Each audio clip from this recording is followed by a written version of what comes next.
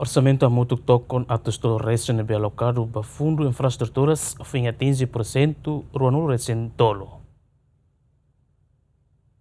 Governo Lihusi Ministério Planeamento do Investimento Estratégico aloca orçamento montante toque a texto recém para fundo infraestrutura para tinane onde dá a tutama ona e a trimestre e que suba tinane a execução fim a 15% ruano recém tolo.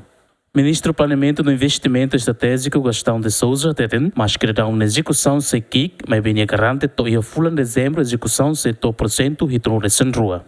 25 na execução foi 23%. Né?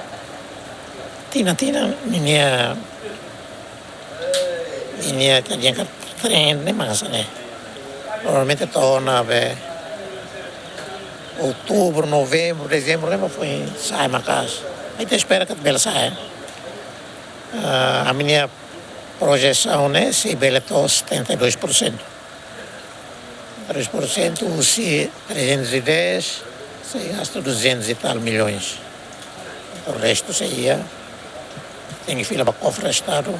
Orçamento para fundo de infraestrutura se financia mais para grandes projetos suai supply base no autoestrada pacote tolo, na beira da UNE e a concurso não se implementa e a tinane.